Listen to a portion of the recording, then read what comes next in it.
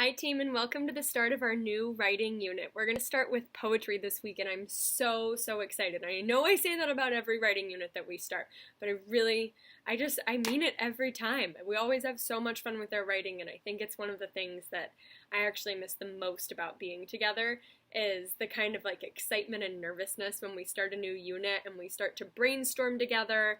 And just as a teacher, one of the best and most rewarding parts is when we start a new unit, like writing, for example, and when people are nervous and there's kind of those grumbles like, oh, I wasn't that excited about nonfiction, or oh man, we're doing persuasive.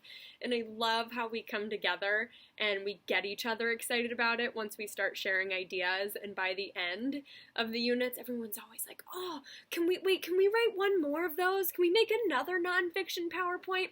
So poetry is always one of the units that I think everybody starts pretty excited about. And I think the reason is that there's not a lot of rules in poetry. You can kind of just take your imagination and your creativity wherever you want to go. So I'll be giving prompts this week that are just to kind of spark your imagination and just get started writing and getting your feet wet with new ideas. So when I give a prompt this week, I'm only going to post this one video. And the rest you're just going to check back to that document that I sent out to see what you're writing about that day. But it might say something like, find a little thing in your house, something tiny, and write a tiny poem about it. Maybe it'll say, write just 5 lines about this tiny object in your house. That doesn't mean that if you go over 5 lines, you're in trouble, right? It doesn't mean that if you write 4 lines, that's bad, or if you start to write a poem and you don't like it and you pick another tiny thing, or if it's 2 tiny things instead of 1 tiny thing, that's okay. The idea here is just to get comfortable with starting to write. And I think one of the biggest misconceptions about poetry, meaning one of the biggest misunderstandings, is that people think that it has to rhyme. Poetry does not have to rhyme. And we're going to learn more later about things called rhyme schemes, about which lines can rhyme with each other in certain types of poems. But some of my favorite poetry that I read and that I write on my own time doesn't rhyme at all. There is no rhyme scheme.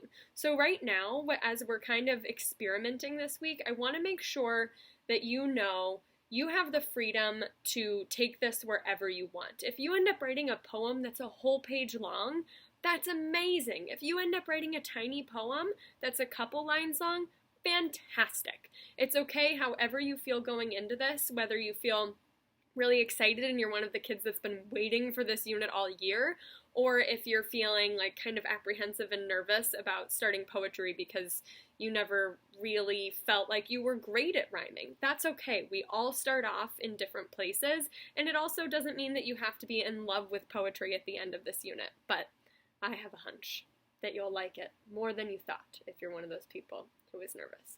So I just wanted to put this note out there so that you don't feel confined by rules when it comes to poetry. I want you to just have fun and express yourself and know that I am so excited to do this unit with you and learn with you and keep creating, and I can't wait to read what you come up with. So if you want to share your writing with me, you can absolutely create an Office 365 Word document or PowerPoint or however you plan on doing it. If you want to do a poem per slide, you could totally do that and give it some kind of artistic pizzazz on the slide.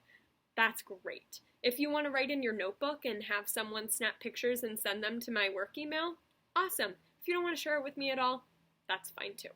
But I would love to read along. So if you do create an Office 365 document, please label it.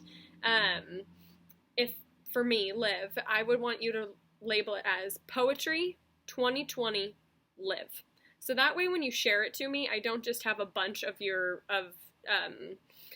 documents that are just called poetry, or document one. It's a lot easier for me if your name is in the title. So make sure you put that in there and let me know that it's poetry.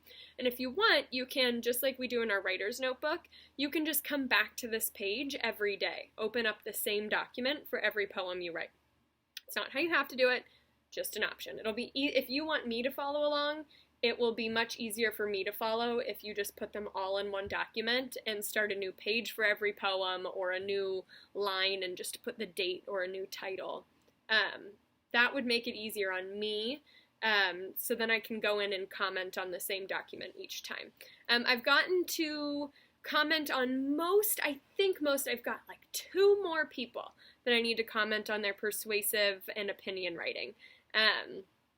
And I will get to those by the end of Monday. Last week ended up being a little busier than I thought it would be. So I did not get to every single one of you. There were a lot of documents to read, and you really knocked my socks off. You should be super proud of yourselves, every single one of you. Okay, I'm going to leave this video as is. I can't wait to read your writing, and happy poetry unit.